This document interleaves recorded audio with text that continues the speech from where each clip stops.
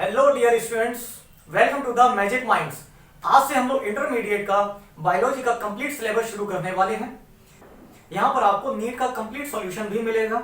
तो सबसे पहले हम बायोलॉजी का इंट्रोडक्शन देखेंगे। देखिए, ये जो बायोलॉजी वर्ड है, क्या कहते हैं इसे हिंदी में? इसे हिंदी में क्या कहते हैं? जीव विज्ञान। क्या कहते हैं बेटा? जीव विज्ञान। अब आप कहोगे ये तुमको पता ही था, बस थोड़ा सब्र करो, ठीक है। देखो, बायोलॉजी शब्द जो है इसको थोड़ा सा गंदी निगाहों से देखो तो ये क्या है? ये दो शब्दों से मिलकर बना है, एक बायो और दूसरा लॉजी। देखो ये है क्या? देखो, बायो जो शब्द है वो बना है किससे? बायो से। किससे बना बेटा? बायो से। और जो लॉजी वर्ड है वो किससे बना है? वो बना है लोगोस से। अब देखो, ये बायोस और लोगोस इंग्लिश के तो वर्ड है नहीं, बात समझ रहे हो? इंग्लिश के शब्द तो है नहीं, तो ये कहां के शब्द हैं? ये ग्रीक भाषा के शब्द हैं। किस भाषा के बेटा? ग्रीक भाषा के शब्द हैं। देखो, ग्रीक भाषा में बायोस और लोगोस दो शब्द हैं जिनको मिला के हमने एक वर्ड बनाया बायोलॉजी, ठीक है, जिसको आजकल हम लोग स्टडी करते हैं, जिसको हम हिंदी में क्या बोलते हैं? जीव विज्ञान। तो ये कैसे बना? इसकी कहानी क्या है? देखो, ग्रीक भाषा में बायोस का मीनिंग होता है लाइफ। क्या मीनिंग होता है? लाइफ, यानी कि हम कहते हैं ना लाइफ, जीवन, ये वही है। और लोगोस का मीनिंग क्या होता है? ग्रीक भाषा में लोगोस का मीनिंग होता है स्टडी। क्या होता है? अध्ययन, ठीक है। तो देखो, दोनों वर्ड्स को हमने मिलाया, इसका मतलब क्या हुआ? जीवन का अध्ययन ही क्या कहलाएगा?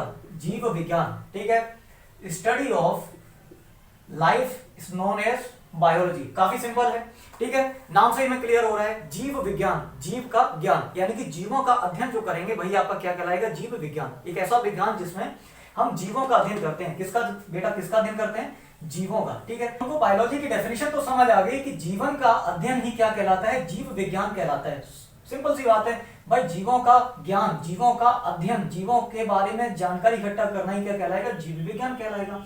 और तो ये जीवन क्या है? जीवन का अध्ययन तो हमने कर लिया, जीव विज्ञान है, ठीक है, समझ आ रहा है। पर ये जीवन क्या है? तो जीवन किसमें होता है बेटा? जीवन होता है जीवों में और सजीवों में। किसमें होता है? जीवों में और सजीवों में। लेट्स फाइंड आउट कि कौन कौन से क्राइटेरिया हैं जिनसे हम पता कर सकते हैं कि सामने वाली चीज क्या है? सजीव है या फिर निर्जीव है।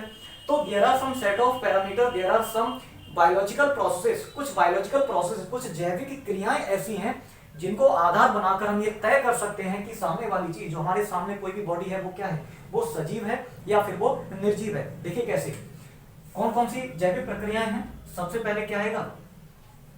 जन्म, उसके बाद श्वसन, उसके बाद उत्सर्जन, पोषण, प्रजनन, संवेदना, अनुकूलता, और फाइनली क्या होगी? मृत्यु। यानी कि हाय हेलो से लेकर और टाटा बाय बाय तक। क्लियर है ना? जन्म से लेकर मृत्यु तक ये जितनी भी बायोलॉजिकल प्रोसेसेस हैं, ये जितनी भी जैविक प्रक्रियाएं हैं, जैसे कोई भी जीव जन्म ले रहा है, ठीक है, इतना तो हमें क्लियर है ना? जिनका जन्म होता है, जिनकी मृत्यु होती है, वो सजीव होते हैं। ऑब्वियस सी बात है, आप जिस टेबल पर, जिस चेयर पर बैठकर ये मोबाइल देख रहे हो, इस मोबाइल में आप ये वीडियो देख रहे हो, वो चेयर और वो टेबल तो निर्जीव है ना तो उनका जन्म हुआ है और ना ही उसकी मृत्यु होने वाली है। वो टेबल और चेयर मैन्युफैक्चर हुई हैं, वो अलग चीज है, पर उनका जन्म नहीं हुआ है। क्लियर है ना? और ना ही वो श्वसन करने वाली है। भाई ऐसा तो नहीं है कि आपकी जो टेबल है और जो चेयर है वो श्वसन करने लगे, अचानक से उसमें सांस आने लगे। सब समझ रहे हो ना? आपके रूम में आप अकेले और ये मोबाइल देख रहे हो और अचानक से आपको फील हो कि कोई और भी सांस ले रहा है। बहुत वियर्ड सिचुएशन है, ठीक है। उसके बाद क्या, यानी कि क्लियर हो गया कि जीव और सजीव क्या करते हैं? जन्म लेते हैं और फाइनली उनकी मृत्यु भी होती है। तो जन्म से लेकर मृत्यु के बीच में काफी सारी जैविक प्रक्रियाओं को अंजाम देते हैं। कौन कौन सी जैविक प्रक्रियाएं हैं, उनको वन बाय वन समझते हैं। तो देखिए, सबसे पहले श्वसन। जितने भी सजीव होते हैं वो क्या करते हैं? वो श्वसन करते हैं, मतलब सांस लेते हैं, सांस छोड़ते हैं। क्लियर है ना? रेस्पिरेशन की प्रोसेस करते हैं। उसके बाद क्या कर रहे हैं? वो पोषण भी करते हैं और उत्सर्जन भी करते हैं, मतलब कि वो कुछ ना कुछ खाना भी खाते हैं। भाई ऑब्वियस सी बात है, कोई बायोलॉजिकल थिंग है, अगर कोई लिविंग थिंग है, कोई जीवित प्राणी है, ठीक है ना, तो उसको काम करने के लिए, उसको अपनी जैविक क्रियाओं को सुचारू रूप से चलाने के लिए पोषण की आवश्यकता होती है, ठीक है। जैसे मनुष्य हो गया, घोड़े, बंदर, ठीक है ना, पेड़ पौधे, ये सभी क्या है? ये सभी क्या है? जीव है, सजीव है। तो इनको अपना बॉडी पूरा मेंटेन रखने के लिए, सारी क्रियाएं करने के लिए क्या करना है? पोषण चाहिए। और अगर पोषण ले रहे हैं मतलब कि कुछ खा रहे हैं, तो फिर कुछ निकालेंगे भी, उत्सर्जन भी करेंगे, ठीक है। उसी तरह से प्रजनन, प्रजनन का मतलब, शाब्दिक मतलब क्या है इसका, मतलब हो गया प्रजनन या फिर जनन। ठीक है, अब जनन को आप कैसे समझ सकते हो, जनन का मतलब आप ले लो जन्म। ठीक है, वैसे तो जन्म वर्ड नहीं होता है, सही वर्ड होता है जन्म। ठीक है, लेकिन स्लैंग यूज कर रहा हूँ। ठीक है, स्लैंग लैंग्वेज में यूज कर रहा हूँ जन्म, ताकि आप ध्यान रखें कि जनन और जन्म, ठीक है, साउंड सिमिलर ना, इसलिए। तो जनन मतलब क्या हो गया, अपने जैसे किसी भी जीवित प्राणी के द्वारा, ठीक है, किसी भी जीवित प्राणी के द्वारा अपने जैसे नए जीवों को उत्पन्न करना ही क्या कहलाता है, प्रजनन या फिर जनन कहलाता है। क्लियर है, कोई भी जीवित प्राणी हो जिसका जन्म हुआ हो, जिसकी मृत्यु हो सकती हो, ठीक है, जो श्वसन, उत्सर्जन, पोषण इस तरह की जैविक प्रक्रियाएं कर रहा हो, वो क्या करता है, जब अपने जैसे नए जीवों की उत्पत्ति करता है। ठीक है, जैसे हमारे चिंटू भाई साहब, ठीक है, अब चिंटू भाई साहब ने क्या किया, अपने जैसे छोटे छोटे चिंटू बना दिए। क्या बना दिए, चिंटू बना दिए। ऑब्वियस सी बात है, चिंटू अकेले तो ये काम कर नहीं सकते, चिंकी भी चाहिए। लेकिन हम, ठीक है, लेकर चल रहे हैं कि चिंटू भाई साहब ने क्या किया है, अपने जैसे दो छोटे छोटे चिंटू बना दिए। तो इन्होंने क्या किया, देखो इसको जरा, ये भी क्या है, दो हाथ, दो पैर, एक मुंडी वाला, ठीक है ना, मतलब कि सिर वाला। ठीक है, तो इन्होंने क्या किया, अपने जैसे दो नए जीव बना दिए, दो नए जीव बनाए हैं, यानी कि मानव ने दो नए मानव बनाए। तो इस प्रोसेस को क्या कहेंगे, जनन या प्रजनन कहेंगे। ठीक है, जन्म देना कहेंगे। अब देखो, क्या प्रजनन निर्जीवों में पॉसिबल है? जिस चेयर पर, जिस टेबल पर आप बैठे हो, अभी ये मोबाइल में वीडियो देख रहे हो, कुछ देर बाद आपकी पढ़ाई जब खत्म होगी, आप अपनी चेयर और टेबल को इसी रूम में छोड़ के रूम बंद करके चले जाएंगे। पर अगले दिन जब आप आएंगे तो ऐसा तो नहीं है कि उस रूम में छोटे छोटे टेबल चेयर्स घूम रहे हो, समझ रहे हो ना? तो ऐसा तो पॉसिबल नहीं है, क्योंकि भाई टेबल और चेयर क्या कर सकते हैं, वो प्रजनन नहीं कर सकते हैं, क्योंकि वो क्या है, निर्जीव है।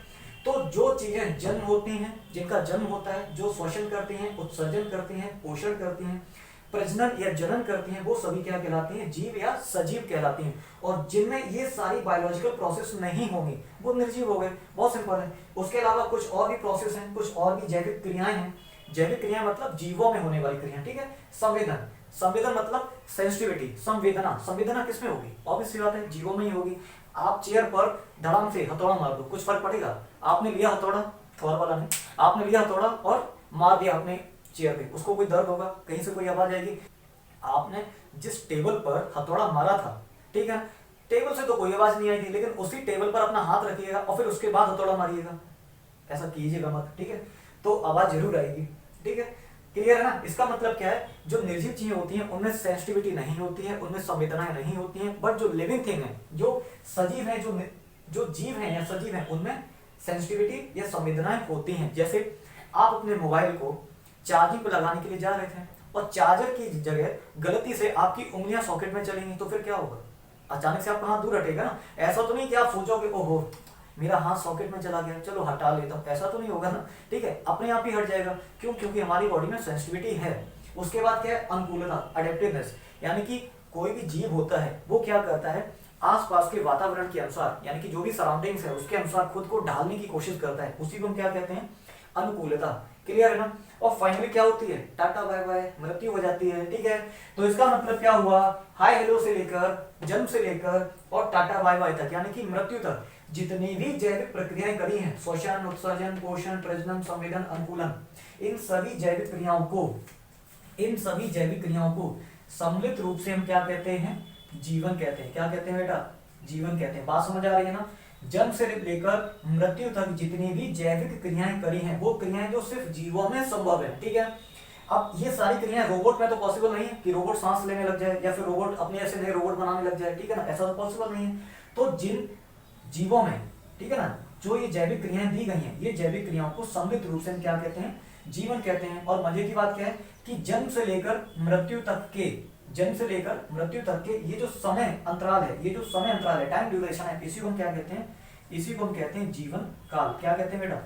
जीवन काल। काफी सिंपल कॉन्सेप्ट है, पर हमें पता होनी चाहिए। ठीक है, जीव विज्ञान को सबसे पहले स्टडी करना शुरू किया उन महापुरुष का नाम क्या था? उनका नाम था अरस्तु। क्या नाम है बेटा? अरस्तु। और इनको आपने कई बार सुना भी होगा। इंग्लिश में इनका नाम क्या है? एरिस्टोटल। क्या नाम है? एरिस्टोटल। और हम इन्हें बचपन में अरिस्टोतले कहते थे। ठीक है, माँ भी बहुत पड़ी थी। तो अरस्तु कहाँ के रहने वाले थे बेटा? ये एक ग्रीक दार्शनिक थे। कौन थे? ग्रीक दार्शनिक। ठीक है, अब आप कहोगे कि विज्ञान में दर्शन का क्या काम? ठीक है, क्यों सर? विज्ञान में या तो वैज्ञानिक का नाम लो ना, दार्शनिक का नाम क्यों ले रहे हो? तो देखो, अगर हम बात करें, ये इन्होंने जो कुछ भी रिसर्च वगैरह की थी वो कब की थी, वो की थी 1551 के आसपास। कब की थी? 1551 के आसपास इन्होंने अपनी बुक लिखी। तो 1551 यानी कि 15वीं शताब्दी की अगर बात करें तो उस समय विज्ञान शब्द प्रचलित था ही नहीं। ठीक है, उस समय जो भी प्राकृतिक घटनाओं का हम अध्ययन करते थे, जिन भी प्राकृतिक घटनाओं का हम अध्ययन करते थे, उनको दर्शन बोला जाता था। ठीक है, तो ये क्या हुए? ग्रीक दार्शनिक हुए। और 1551 के आसपास इन्होंने अपनी एक बुक लिखी, उसका नाम क्या था? हिस्टोरिया एनिमेलियम। क्या नाम था बेटा? उनका नाम था हिस्टोरिया एनिमेलियम। अब इन्होंने किया क्या? सबसे पहले जीवों का अध्ययन करना अरस्तु ने ही शुरू किया। ठीक है, इन्होंने क्या किया? पृथ्वी पर जो भी जीव इनको दिखाई दिए, यानी कि जीवन का हर वो रूप जो इन्हें समझ में आया, ठीक है, जो भी जीव इन्हें दिखाई दिए, इन्होंने क्या किया? उनको दो ग्रुप्स में डिवाइड कर दिया। कैसे? एक तो बना दिया इन्होंने जंतु समूह, और दूसरा क्या बना दिया? वनस्पति समूह। क्या बना दिया? वनस्पति समूह। क्लियर है बेटा? नाम से क्लियर हो रहा है कि जंतु समूह में क्या आएंगे? सारे जंतु आएंगे, और वनस्पति समूह में क्या आएंगे? सारे वनस्पति आएंगे, यानी कि पेड़ पौधे आएंगे। लेकिन इनसे एक भूल हो गई। क्या भूल हो गई? उसको ऐसे समझेंगे, मान लो होली का टाइम तो चल ही रहा है, अब मान लो आपकी मम्मी ने आपको 2 बैग दिए। क्या दिए? 2 बैग दिए, और उन्होंने बोला कि एक बैग मैं बना लेता हूँ। ठीक है, देखो क्या बोला? आपको 2 बैग दिए हैं, ठीक है, एक बैग और दूसरा बैग, और आपको क्या बोला गया कि एक बैग में आपको लानी है मिठाइयाँ। क्या लानी है बेटा? क्या लानी है बेटा? मिठाइयाँ। ठीक है, और दूसरे बैग में क्या लाना है? नमकीन चीजें लानी है। क्या लानी है? नमकीन चीजें। अब आपने क्या किया? मिठाइयों में आपने क्या ली? आपने इसमें डाल दी जलेबियां। ठीक है, फिर आपने क्या डाला? खोए वाली मिठाई। ठीक है, खोए की मिठाई, और आपने इसमें क्या डाल दिया? इमरती भी डाल दी। ठीक है, और आपने इसमें क्या डाल दी? काजू कतली भी डाल दी। ठीक है, और आपने इसमें गुड़ भी डाल दिया। ठीक है, मतलब कुछ छोड़ा नहीं है, जो भी मीठा था आपने सब कुछ डाल दिया।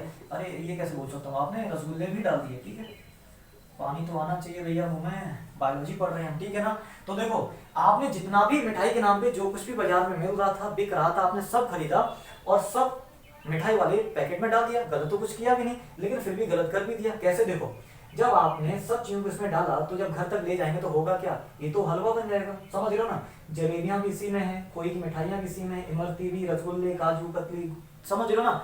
सब कुछ आपने मिठाई के तौर पे जो कुछ भी मिला XYZ सब कुछ आपने इस एक बैग में डाल दिया।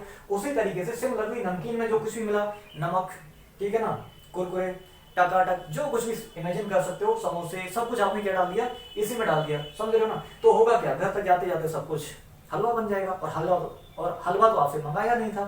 ठीक है ना? तो बस यही इन्होंने किया। समझ गए ना बेटा? इन्होंने क्या किया? अरस्तु ने क्या किया? इन्होंने एक ग्रुप बनाया जंतुओं के लिए, ठीक है, और दूसरा ग्रुप बनाया वनस्पति यानी कि पादपों के लिए। लेकिन समूह के अंदर कोई वर्ग नहीं बनाए। जंतु मतलब सारे जंतु, जो दिख रहा है वो भी, जो नहीं दिख रहा है वो भी, जो सूक्ष्म है वो भी, और जो विशाल है वो भी, सारे इन्होंने जंतु एक साथ डाल दिए। उसी तरह से पादपों में भी, जिसमें जड़ है वो भी, जिसमें पुष्प आ रहा है वो भी, जिसमें पुष्प नहीं आ रहा है, ठीक है, चाहे बीज पर आवरण हो या बीज पर आवरण ना हो, हर प्रकार का पादप इन्होंने एक ही ग्रुप में डाल दिया। ग्रुप में कोई भी वर्ग नहीं बनाए। ठीक है ना? तो इनका स्टडी करना ऑब्वियस बात है, इम्पॉसिबल सा हो गया। तो इनके बाद आए एक वैज्ञानिक, ठीक है ना, इनके बाद आए एक वैज्ञानिक, और उनका नाम क्या था? उनका नाम था कैरोलस लीनियस। क्या नाम था? Carolus Linnaeus. तो भैया अगर कोई किसी से गलती हो भी जाए तो उसको सुधारने के लिए कोई ना कोई तो अवतार लेता ही है। तो फिर अवतार लिया किसने? कैरोलस लीनियस ने। और ये काम इन्होंने कब किया? 1735 में। कब किया बेटा? सन बहुत ध्यान रखना, क्योंकि नीट के एग्जाम में सन बहुत क्रूशियल रोल प्ले करते हैं। ठीक है, कैरोलस लीनियस ने 1735 में क्या किया? पहले तो ये जानते हैं कहाँ के? ये थे स्वीडन के। कहाँ के रहने वाले थे बेटा? ये स्वीडन के क्या थे? एक वैज्ञानिक थे। ओहो, पहली बार एक वैज्ञानिक का नाम जनता की भारी मांग पर वैज्ञानिक हमने लिख ही दिया। ठीक है ना? तो कैरोलस लीनियस क्या थे? ये स्वीडन के वैज्ञानिक थे, यानी कि स्वीडिश वैज्ञानिक थे। क्लियर है ना? देखो बेटा, स्वीडन और ग्रीस ये दोनों ही देश यूरोप में है। ठीक है ना? यूरोप महाद्वीप में। ठीक है, तो देखो इन्होंने क्या किया? इन्होंने भी एक बुक लिखी, और उस बुक का नाम क्या था? उस बुक का नाम था सिस्टेमा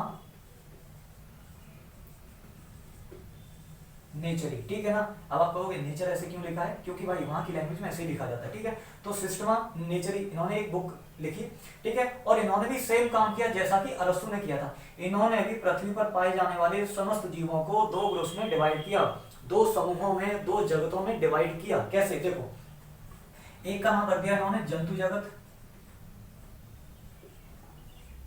और दूसरे का नाम रख दिया इन्होंने पादप जगत। अब आप कहोगे क्या ही नया काम कर दिया, ये तो अरस्तु ने भी किया था। अरस्तु ने भी तो दो ग्रुप बनाए थे, एक जंतु समूह और दूसरा वनस्पति समूह। सेम काम कैरोलस लीनियस ने कर दिया, जंतु जगत और पादप जगत बना दिया। लेकिन कैरोलस लीनियस थोड़े से होशियार थे भाई, इनका अवतार इसीलिए हुआ था, समझ रहे हो ना। इन्होंने क्या किया, जब इनकी मम्मी ने दो बैग दिए कि भैया एक में मिठाई लाना है, दूसरे में नमकीन लाना है, तो ये थोड़े होशियारी दिखा दिए। इन्होंने क्या किया, ये ढेर सारे खाली डब्बे लेके गए थे, समझ रहे हो ना। यानी कि मिठाई वाले डब्बे में मिठाई ही लाएंगे, लेकिन अलग अलग रख के लाएंगे। यानी कि मिठाई वाले पैकेट में इन्होंने हर चीज को अलग अलग रखा। जैसे कोई की मिठाई को अलग डब्बे में रखा, ठीक है ना। मिठाई वाले बैग में, जो बड़ा सा बैग दिया गया था, उस बैग में क्या किया इन्होंने, खोए की मिठाई को अलग पैकेट में रखा, अलग डब्बे में रखा, इमरती को अलग डब्बे में रखा, काजू कतली को अलग डब्बे में रखा, सोन पापड़ी को अलग डब्बे में रखा, रसगुल्लों को अलग, समझ रहे हो ना, शाही भोग को अलग। उसी तरीके से नमकीन वाले में भी। तो हुआ क्या, बड़े आराम से, समझ रहे हो ना, जब घर पे ले गए होंगे तो उनकी मम्मी बड़ी खुश हो गई होंगी, ठीक है ना। तो वही काम इन्होंने किया। इन्होंने जंतु जगत और पादप जगत में क्या किया, बहुत सारे वर्ग बना दिए। क्या बना दिए बेटा, बहुत सारे वर्ग बना दिए, ताकि जंतु कैसे, भाई जंतु जगत में वर्ग कैसे बनाए कि देखो, ये कशेरुकी जंतु, ये रीढ़ की हड्डी वाला जंतु, ये बिना रीढ़ की हड्डी वाला जंतु, ये पूंछ वाला, ये बिना पूंछ वाला, समझ रहे हो ना, ये रेंगने वाला, ये दौड़ने वाला, ये पानी वाला, ये हवा वाला। तो जंतु जगत में इन्होंने क्या किया, वर्ग बना दिए, ताकि स्टडी करना बहुत आसान हो गया। क्लासिफाइड इन्होंने बहुत अच्छे से किया, ठीक है। पादप जगत में इन्होंने पादपों को बहुत अच्छे से, ठीक है, जैसे ये जड़ वाले, ये बीज वाले, ये पुष्प वाले, ये बिना पुष्प वाले, ये आवरण वाले बीज, ये बिना आवरण वाले बीज। इस तरीके से इन्होंने पादप जगत को बहुत अच्छी तरीके से क्लासिफाइड कर दिया, क्योंकि क्लासिफिकेशन इनका रिमार्केबल था, ठीक है। इसलिए क्लासिफिकेशन का श्रेय जो कि अरस्तु को जाना चाहिए था, वो कैरोलस लीनियस को मिलने लगा। कैसे, समझो। पहले, सबसे पहले जीवों का अध्ययन किसने शुरू किया था, अरस्तु ने शुरू किया। जीवों का अध्ययन सबसे पहले अरस्तु ने शुरू किया 1551 के आसपास, ठीक है। इन्होंने क्या किया, बुक वगैरह लिखी, रिसर्च करना शुरू कर दिया, ठीक है। और इन्होंने दो ग्रुप्स में सभी जीवों को डिवाइड भी कर दिया। लेकिन भी कर दिया तो क्योंकि सबसे पहले शुरुआत अरस्तु ने ही की थी, इसलिए हमने इनको बोल दिया फादर ऑफ बायोलॉजी। क्या बोल दिया बेटा, फादर ऑफ बायोलॉजी। क्योंकि भैया जीवों के बारे में सबसे पहले इनपुट किसने दिए थे, सबसे पहले इनपुट दिए थे अरस्तु ने, इसलिए अरस्तु को बोल दिया फादर ऑफ बायोलॉजी, यानी कि जीव विज्ञान के जनक। क्लियर है। अब क्योंकि जंतुओं के बारे में भी सबसे पहले इन्होंने ही इनपुट दिए थे, इसीलिए इन्हीं को फादर ऑफ जूलॉजी भी बोल दिया। क्लियर है, ये बात समझ आ रही है। सबसे पहले जीवों का अध्ययन करना शुरू किसने किया, एक सब्जेक्ट के तौर पे, एक विषय के तौर पे सबसे पहले जीवों का अध्ययन किसने शुरू किया, अरस्तु ने। तो इसलिए हमने इनको क्या बोल दिया, फादर ऑफ बायोलॉजी और फादर ऑफ जूलॉजी। यानी कि जीव विज्ञान के जनक भी अरस्तु हैं और जंतु विज्ञान के जनक भी अरस्तु हैं। उसके बाद आते हैं हमारे कैरोलस लीनियस भाई साहब। तो ये क्या है, क्योंकि देखो समझो, पहले क्वेश्चन कैसे पूछा जाएगा कि वर्गीकरण का प्रथम प्रयास किसने किया, तो हमें साफ साफ दिख रहा है वर्गीकरण सबसे पहले किसने किया, दो वर्ग, दो समूह, दो जगत, ठीक है ना। डिवाइड सबसे पहले किसने किया, अरस्तु ने किया था। तो वर्गीकरण का सर्वप्रथम प्रयास किया अरस्तु ने। लेकिन वर्गीकरण रिमार्केबली किसने किया, मतलब वर्गीकरण एकदम सैद्धांतिक तरीके से, एकदम समुचित तरीके से किसने किया, वो किया कैरोलस लीनियस ने। तो कैरोलस लीनियस के वर्गीकरण को पहचान मिली और हमने वर्गीकरण के पिता यानी कि फादर ऑफ टैक्सोनॉमी किसे बोला, वो हमने बोला कैरोलस लीनियस को। तो यहाँ ध्यान देने वाली बात है कि वर्गीकरण सबसे पहले अरस्तु ने किया था, लेकिन अरस्तु ने वर्गीकरण को प्रॉपर तरीके से नहीं कर पाया, ठीक है। काफी सारी समस्याएं थी, स्टडी करना आसान नहीं था, ठीक है। रिसर्च करना, फर्दर कोई रिसर्च करना चाहे तो आसान नहीं था। लेकिन कैरोलस लीनियस ने जब ग्रुप बनाए, एक किंगडम बनाया जंतुओं के लिए एक जगत और दूसरा किंगडम बनाया पादपों के लिए दूसरा जगत, ठीक है ना। तो इन्होंने जगतों के अंदर काफी प्रॉपर तरीके से वर्ग बना दिए, ठीक है। तो जिससे स्टडी करना बहुत आसान था। तो क्यों, इसलिए वर्गीकरण का सारा श्रेय किसको मिला, कैरोलस लीनियस को मिला। आज भी हम जो वर्गीकरण स्टडी करते हैं उसका आधार कौन है, उसका आधार कैरोलस लीनियस की रिसर्च ही है। क्लियर है यहाँ तक? ठीक है, तो फादर ऑफ बायोलॉजी अरस्तु, फादर ऑफ जूलॉजी अरस्तु, father of taxonomy Carolus Linnaeus. अगर यहाँ पे थोड़ा सा कंफ्यूज करने के लिए एक नया वर्ड जोड़ देंगे आपको, फादर ऑफ मॉडर्न टैक्सोनॉमी, क्या फादर ऑफ मॉडर्न टैक्सोनॉमी, तब भी ध्यान रखिएगा आंसर कैरोलस लिनियस ही होगा। ठीक है ना, ये ध्यान रखिए कैसे आपको घुमाया जाएगा। फादर ऑफ टैक्सोनॉमी वो भी कैरोलस लिनियस ही है, और फादर ऑफ मॉडर्न टैक्सोनॉमी वो भी कैरोलस लिनियस ही है। कुछ बुक्स में मैंने देखा है कि फादर ऑफ मॉडर्न टैक्सोनॉमी तो कैरोलस लिनियस को बताया हुआ है, और फादर ऑफ टैक्सोनॉमी बताया है अरस्तु, जो कि बिल्कुल गलत है। ठीक है ना, यानी कि वर्गीकरण का पूरा श्रेय कैरोलस लिनियस को ही मिलता है, और वो कहां के रहने वाले थे? स्वीडन के रहने वाले थे। ठीक है, एक वैज्ञानिक थे, 1735 के आसपास इन्होंने अपनी रिसर्च पब्लिश करी थी। ठीक है, और बुक थी इनका सिस्टमा नेचरी, काफी फेमस थी, इसके बारे में हम आगे बात करेंगे भी। इसके बाद एक नए वैज्ञानिक आए, और उनका नाम क्या था? उनका नाम था R.H. विटेकर। क्या नाम था? विटेकर। बेटा इस नाम को बहुत ध्यान से समझो, पता नहीं क्यों हमारी ऑफलाइन क्लासेस में एक स्टूडेंट थी, वो बता रही थी कि सर वो कहीं पढ़ी होगी, उन्होंने बोला इसका नाम हटेकर। ऐसा ना करें, किसी वैज्ञानिक का नाम ना बिगाड़ें, क्या फायदा, वो अपनी मम्मी से शिकायत करें जाके। ठीक है, तो इनका नाम हटेकर नहीं है, विटेकर है। ठीक है ना, तो देखिए विटेकर 1969 में इन्होंने एक रिमार्केबल काम किया। क्या किया उसके बारे में बात करते हैं। इन्होंने बोला कि देखो भाई साहब, ये जो आप लोग दो ग्रुप बना रहे हो ना, हमें पसंद नहीं आ रहा। ठीक है, मजा नहीं आ रहा, हम बनाएंगे 5 ग्रुप। कितने बनाएंगे? 5 ग्रुप। और इन्होंने किस तरह से 5 ग्रुप बनाई देखते हैं जरा। इन्होंने हर चीज को, इन्होंने क्या बोला कि देखिए आपने जंतु जगत बनाया, बात समझ आ रही है, आपने पादप जगत बनाया, तब भी बात समझ आ रही है, लेकिन जंतु जगत मतलब क्या? जंतु जगत माने क्या? एक कोष के जीव भी आपने एक ही ग्रुप में डालिए, बहुकोष के जीव भी एक ही ग्रुप में डालिए। हर चीज के लिए, हर तरह के जीव के लिए अलग अलग ग्रुप होना चाहिए। तो विटेकर ने टोटल 5 ग्रुप बनाए। ठीक है, तो क्या क्या थे वो 5 ग्रुप? देखिए विटेकर ने सबसे पहला ग्रुप बनाया, उसको हम कहते हैं मोनेरा। क्या कहते हैं बेटा? मोनेरा। ठीक है, दूसरा ग्रुप क्या बनाया? प्रोटिस्टा। क्या बनाया? प्रोटिस्टा। ठीक है, तीसरा ग्रुप क्या बनाया? पादप। क्या बना दिया बेटा? पादप। और चौथा ग्रुप किसके लिए बनाया? कवक के लिए। ठीक है, यानी कि फंजाई। और आखिरी ग्रुप यानी कि 5वां ग्रुप किसके लिए बनाया? जंतु के लिए। ठीक है, तो मजे की बात बताऊं, हम लोग इस कैटेगरी में आते हैं, तो बेसिकली हम लोग जानवर ही हैं।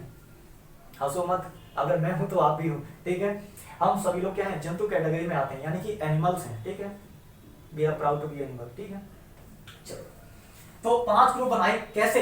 इन्होंने जगह कैसे दी? मोनेरा कैटेगरी में इन्होंने जगह दी सभी बैक्टीरियाज को। ठीक है, उसके बाद आई प्रोटिस्टा में इन्होंने जगह दी प्रोटोजोआस को। ठीक है, और फिर आया पादप ऑब्वियसली बात है, प्लांट, सारे प्लांट कहाँ रहते? इसी में आ रहे थे। और कवक में इन्होंने जगह दी किसको? सारे फंगस को, सारे फंजाई को। ठीक है, और फिर उसके बाद आता है जंतु यानी कि एनिमल्स। ठीक है, तो ये तो हो गया वर्गीकरण। सबसे पहले वर्गीकरण की शुरुआत किसने की? सर्वप्रथम प्रयास किसने किया? अरस्तु ने। लेकिन वर्गीकरण के पिता किसको मानते हैं? कैरोलस लिनियस को। ठीक है, लॉजिक आपको समझ आई गया? ठीक है, इनका जो वर्गीकरण था वो प्रॉपर नहीं था। ठीक है, उसमें कोई रिसर्च करना चाहे, कोई नया स्कॉलर आए और वो सोचे कि मैं इसमें कुछ रिसर्च करूं, तो पॉसिबल नहीं था। ठीक है, बहुत कंफ्यूजिंग था।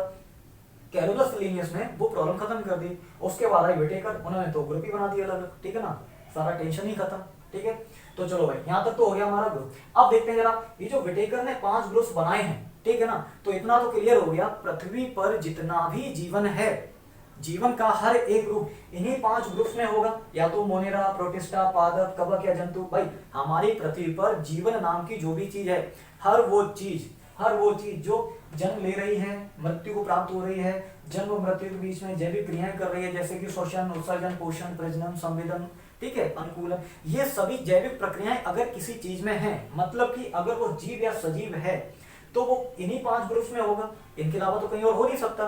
ठीक है ना, तो ऐसा कौन सा लॉजिक है जिसके आधार पर हम ये तय कर सकते हैं कि फलानी चीज इस ग्रुप में जाएगी, वो वाली चीज उस ग्रुप में जाएगी। क्लियर है ना, तो वो क्या लॉजिक है उसको समझते हैं। देखिए, इस चीज को समझने से पहले, यानी कि हम किसके बारे में बात कर रहे हैं कि ऐसा क्या पैरामीटर है, ऐसे कौन से पैरामीटर है जिनसे हम तय कर पाएंगे कि हमें कोई नया जीव मिले तो हम उसे किस ग्रुप में डालें।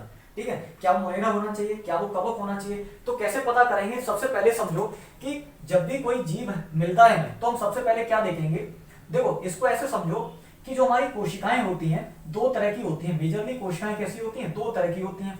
या तो हमारी कोशिकाओं में केंद्रक होगा, या तो किसी कोशिका में केंद्रक होगा, या फिर केंद्रक नहीं होगा। ठीक है, और केंद्रक जैसी एक संरचना मात्र होगी। ठीक है, तो केंद्रक प्रॉपर है तो उसको बोलते हैं क्या? यूकैरियोटिक। क्या बोलते हैं? यूकैरियोटिक कोशिका। बात समझ आ रही है? जिन कोशिकाओं में प्रॉपर सुस्पष्ट केंद्रक होता है उन्हें बोलते हैं यूकैरियोटिक, ठीक है। और जिनमें केंद्रक नहीं होता बल्कि केंद्रक जैसी संरचना होती है उन्हें बोलते हैं प्रोकैरियोटिक। क्या बोलते हैं बेटा? प्रोकैरियोटिक, ठीक है। ये आपने +1 में पढ़ा जरूर होगा, यानी कि फर्स्ट ईयर में पढ़ा जरूर होगा, 11th क्लास में। फिर भी आप ध्यान रखिए कि अगर किसी कोशिका में स्पष्ट तौर पर केंद्रक है यानी कि न्यूक्लियस है, सेंट्रॉइड है, तो वो क्या कहलाएगा? वो यूकैरियोटिक कोशिका कहलाएगी। और अगर प्रॉपर केंद्रक नहीं है या फिर केंद्रक जैसी सिर्फ छोटी मोटी संरचना है तो उसको हम क्या बोलते हैं? प्रोकैरियोटिक। और ये जो केंद्रक जैसी संरचना होती है ना, इसको हम बोलते हैं केंद्रकाव, ठीक है। तो अगर प्रॉपर केंद्रक है तो यूकैरियोटिक हो गया, और केंद्रकाव है यानी कि केंद्रक जैसी संरचना, तो वो हो गया प्रोकैरियोटिक। तो देखिए सबसे पहले हम आते हैं मोनेरा पे। तो मोनेरा क्या होता है? मोनेरा क्या है? मोनेरा को हम डिवाइड कर सकते हैं। मोनेरा कैसे होते हैं? ये होते हैं प्रोकैरियोटिक। कैसे होते हैं? प्रोकैरियोटिक, ठीक है। मैं शॉर्ट में लिख रहा हूँ, ठीक है। तो यानी कि पांचों ग्रुप्स में से केवल और केवल मोनेरा ही है जो प्रोकैरियोटिक होता है, यानी कि मोनेरा में पाए जाने वाले, मोनेरा ग्रुप में आने वाले जीवों में प्रॉपर केंद्रक नहीं पाए जाते और बाकी चारों में प्रॉपर केंद्रक पाए जाते हैं। तो हम यहाँ पे लिख लेंगे यूकैरियोटिक, ठीक है। यूकैरियोटिक हम शॉर्ट में लिख रहे हैं, ठीक है, कोई समस्या नहीं होनी चाहिए। यूकैरियोटिक, ठीक है। तो देखिए इतना तो हमें क्लियर हो गया। अगर हमें कोई नया जीव मिला है तो हम देखेंगे सबसे पहले कि क्या उसमें स्पष्ट तौर पर केंद्रक है या फिर नहीं है। अगर केंद्रक नहीं है तो वो मोनेरा ग्रुप में जाएगा यानी कि प्रोकैरियोटिक ग्रुप में जाएगा, और अगर केंद्रक है तो फिर वो यूकैरियोटिक हुआ। और यूकैरियोटिक तो प्रोटिस्टा, पादप, कवक, जंतु कोई भी हो सकते हैं। तो फिर हम क्या देखेंगे? अगला हम देखेंगे कि उसमें कितनी कोशिकाएं हैं। जो नया जीव हमें मिला है, ठीक है, हमें कोई नया जीव मिला है, उस जीव को हम किसी एक ग्रुप में डालना चाह रहे हैं तो कैसे डालेंगे? तो हम देखेंगे सबसे पहले तो हमने देखा केंद्रक है या नहीं है, फिर हम देखेंगे कि उसमें कितनी कोशिकाएं हैं। एक कोशिका से बना हुआ है या बहुत सारी कोशिकाओं से बना हुआ है, ठीक है। तो अगर एक कोशिका से बना हुआ है तब वो हुआ क्या? प्रोटिस्टा। और अगर एक से अधिक यानी कि 1+ एक से अधिक कोशिकाओं से बना है तब वो जाएगा पादप, कवक या जंतु। फिर हम क्या देखेंगे? अभी भी देखो पादप, कवक और जंतु तो सिमिलर जा रहे हैं, तीनों यूकैरियोटिक हैं, तीनों क्या है? बहुकोशिकीय हैं, यानी कि एक से अधिक कोशिकाओं से बने। तो अब हम क्या देखेंगे? अब हम देखेंगे पोषण का तरीका। ये पोषण कैसे प्राप्त करते हैं? तो फिर हमें पता चलेगा कि पादप होते हैं स्वपोषी। कैसे होते हैं बेटा? स्वपोषी। और कवक और जंतु कैसे होते हैं? परपोषी। इनको भी मैं शॉर्ट में लिख रहा हूं, परपोषी, ठीक है। तो देखो स्वपोषी और परपोषी में क्या डिफरेंस होता है, इसको हम कैसे समझेंगे? देखिए स्वपोषी और परपोषी क्या होते हैं? ये है हमारे चिंटू भाई साहब, क्या है? चिंटू भाई साहब। और ये है हमारे पेड़ महोदय, क्या है? पेड़ महोदय, ठीक है। तो देखो चिंटू भाई साहब क्या करेंगे? चिंटू भाई साहब CO2 छोड़ेंगे, और वो CO2 कौन लेगा? पेड़ महोदय ले लेंगे। पेड़ महोदय क्या करेंगे? ऑक्सीजन छोड़ेंगे, वो ले लेंगे हमारे चिंटू भाई साहब। बात समझ आ रही है? यानी कि मानव क्या करते हैं? पेड़ पौधों से उत्सर्जित ऑक्सीजन को लेते हैं, ठीक है। और पेड़ पौधे क्या करते हैं? मानव यानी कि जंतुओं द्वारा उत्सर्जित CO2 को लेते हैं, ठीक है। तो इसमें स्वपोषी और परपोषी कैसे समझेंगे? देखिए स्वपोषी मतलब बोलते हैं जो अपना भोजन स्वयं बनाते हैं, ठीक है। इसको बिल्कुल ब्रीफ में समझेंगे। स्वपोषी कौन होते हैं? जो अपना भोजन स्वयं बनाते हैं। कैसे? देखिए पेड़ पौधों में क्या होता है? पेड़ पौधों में पत्तियां होती हैं, ठीक है, जिनमें क्या होता है? क्लोरोफिल। ये तो हमने 8th क्लास में भी पढ़ा होगा, ठीक है। पेड़ पौधों की पत्तियों में क्या होता है? क्लोरोफिल होता है। ऊपर क्या होता है? सन, सूरज चमक रहा है, ठीक है, सूरज का प्रकाश भी है। और वायुमंडल में CO2 भी है। जड़ों में पानी भी है जिसको हम H2O कहते हैं, ठीक है, यानी कि 2 हाइड्रोजन के और एक ऑक्सीजन का मॉलिक्यूल मिलकर क्या बनाता है? पानी बनाता है, ठीक है। तो देखिए इन चारों बेसिक चीजों से, इन चारों अजैविक चीजों से पेड़ पौधे क्या करते हैं? एक जैविक चीज बनाते हैं जिसको हम बोलते हैं C6H12O6 यानी कि कार्बोहाइड्रेट। इन चारों सरल चीजों से, सरल चीजें मतलब जो वातावरण में, जो वायुमंडल में पहले से मौजूद होती हैं, वायुमंडल में जो चीजें पहले से मौजूद हैं उन्हें सरल चीजें कहते हैं। जैसे कि सूरज का प्रकाश, क्लोरोफिल, CO2 और H2O, ये पहले से था तो इनको बोला सरल चीजें। इन चारों सरल चीजों से मिलके क्या बना? इन चारों सरल चीजों से मिलके बना कार्बोहाइड्रेट, जो पहले से नहीं था। इसका मतलब सरल चीजों से मिलके हम मिला के हमने क्या बनाया? जटिल, ठीक है ना। तो पेड़ पौधे क्या करते हैं? 4 सरल चीजों से क्या बनाते हैं? एक जटिल चीज बनाते हैं। तो इसको हम बोलते हैं स्वपोषी पोषण, यानी कि अपना भोजन स्वयं बना रहे हैं, ठीक है। लेकिन जंतु क्या करते हैं? ठीक है, जंतु क्या करते हैं? वो खुद तो ऐसा तो नहीं है कि उन्होंने कपड़े उतारे और सूरज के प्रकाश में खड़े हो गए, ठीक है ना, और क्लोरोफिल होगा बॉडी में और वहां से डायरेक्ट भोजन बनने लग जाएगा, ऐसा तो होगा नहीं, ठीक है। तो हमें क्या करना पड़ता है? हमें पेड़ पौधों पर डिपेंडेंट होता है होना, मतलब हमें पेड़ पौधों पर निर्भर रहना पड़ता है, ठीक है। इतना क्लियर हो रहा है बेटा? ठीक है। तो हम क्या करते हैं? पेड़ पौधों की पत्तियां खा लेते हैं, पेड़ पौधों के फल खा लेते हैं, ठीक है, वहां से हमको कार्बोहाइड्रेट मिलता है जो कि पेड़ पौधों ने बनाया था अपने लिए, ठीक है ना। तो पेड़ पौधे खुद से भोजन बनाते हैं, वो स्वपोषी हो गए। जंतु क्या करते हैं? खुद से भोजन नहीं बना पाते, वो पेड़ पौधों पर निर्भर होते हैं, इसलिए वो क्या हो गए, परपोषी हो गए। तो पादप यानी कि पेड़ पौधे क्या हो गए, स्वपोषी। बाकी के कवक और जंतु क्या होते हैं, परपोषी। ये दूसरों पर निर्भर यानी कि पेड़ पौधों पर निर्भर होते हैं। इतना क्लियर हो बेटा। तो देखिए अभी तक अगर हमें पता चले कि जो नया जीव हमें मिला है उसमें केंद्रक नहीं है, तब वो प्रोकैरियोटिक होगा यानी कि मोनेरा कैटेगरी में जाएगा। और अगर उसमें केंद्रक होगा तो फिर वो प्रोटिस्टा, पादप, कवक या जंतु कोई भी एक हो सकता है। ठीक है, फिर उसके बाद हम देखेंगे कि वो कितनी कोशिकाओं से बना है उसका शरीर। अगर एक कोशिका से बना है तो फिर वो प्रोटिस्टा होगा, और अगर बहुत सारी कोशिकाओं से बना है यानी कि बहुकोशिकीय है तो फिर वो पादप, कवक या जंतु, इन तीनों में से कोई एक हो सकता है। फिर उसके बाद हम देखेंगे कि वो भोजन कैसे बनाता है। तो पादप तो बनाते हैं स्वपोषी यानी कि ये तो हो गए स्वपोषी, लेकिन कवक और जंतु अभी भी हो गए परपोषी। इसका मतलब ये दोनों अभी भी एक जैसे हैं। तो इनमें कैसे डिफरेंशिएट करेंगे, तो हमें पता चलेगा कि कवक होते हैं अवशोषक। कैसे होते हैं बेटा, अवशोषक, यानी कि ये खाते नहीं है बल्कि ये सोखते हैं। ठीक है, और जंतु क्या करते हैं, ये अंतःग्रहण करते हैं, मतलब ये खाते हैं किसी चीज को, अपनी बॉडी के अंदर ले जाते हैं। क्लियर है ना। तो इस तरह से हमें जब कोई नया जीव मिलेगा तो हम इन 5 में से किसी भी एक ग्रुप में उसको जगह दे पाएंगे। ठीक है, तो देखिए ये जो जीव विज्ञान शब्द है ये हमेशा से एग्जिस्ट नहीं करता था, यानी कि बायोलॉजी वर्ड जो है, बायोलॉजी जो शब्द है वो हमेशा से एग्जिस्ट नहीं करता था। ये काम हुआ, ठीक है, इसको थोड़ा सा रद्द करते हैं, थोड़ी जगह बनाते हैं, काफी सारी कोशिकाएं हमने बना रखी हैं। देखिए ये कब हुआ, बायोलॉजी शब्द कब बना, ये बना 1801 में। बेटा कब, 1801 में। और किसने बनाया, ये बनाया हमारे लेमार्क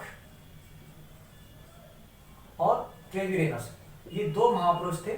ठीक है, इन्होंने मिलकर क्या किया, इन्होंने ये नया शब्द बनाया बायोलॉजी। ठीक है, लेमार्क कहां के रहने वाले थे, ये आपके फ्रांस के रहने वाले थे, और ट्रेविरेनस आपके जर्मनी के रहने वाले थे। कहां के बेटा, जर्मनी की। ठीक है, सारी चीजों को हम डिटेल में समझेंगे। सन हमें याद होनी चाहिए क्योंकि हमें नीट का एग्जाम देना है। ठीक है, सभी वैज्ञानिकों का निवास स्थान यानी कि वो जिस जगह से बिलोंग करते हैं वो पता होना चाहिए, उन्होंने क्या काम किसके बाद किया है, सिस्टमेटिक तरीके से सब पता होना चाहिए। ठीक है, तो देखिए 1801 में इन्होंने बायोलॉजी नाम का शब्द बनाया। तो क्वेश्चन ये है कि 1801 से पहले क्या था। तो देखो लॉजिकली समझो, अगर 1801 में लेमार्क और ट्रेविरेनस बायोलॉजी शब्द ना बनाते तो हम आज क्या पढ़ रहे होते, हम पढ़ रहे होते सिस्टेमा नेचरी। बात समझ रहे हो, जिस बुक के ऊपर बायोलॉजी लिखा हुआ है, क्या लिखा हुआ है, बायोलॉजी लिखा हुआ है, उस बुक पर क्या लिखा होता, सिस्टेमा नेचरी लिखा होता। क्लियर है ना। लेकिन 1801 आते आते इन 2 महानुभावों को, इन 2 महापुरुषों को लगा कि कुछ तूफानी करते हैं। बात क्लियर है ना। तो इन्होंने क्या तूफानी किया बेटा, इन्होंने क्या किया, ग्रीक भाषा के 2 शब्द उठाए, बायोस और लोगोस। भाई ऑब्वियस सी बात है, हम जीवन का ही तो अध्ययन कर रहे हैं ना। ठीक है, सिस्टमा नेचरी में भी हम क्या कर रहे थे, जीवन का ही तो अध्ययन कर रहे थे। तो उन्होंने जीवन का एक सिनोनिम उठाया बायोस, और अध्ययन का यानी कि स्टडी का एक सिनोनिम उठाया लोगोस। लेकिन कहां से, ग्रीक लैंग्वेज से, और दोनों को चिपका दिया। ठीक है, और क्या बना दिया, बायोलॉजी।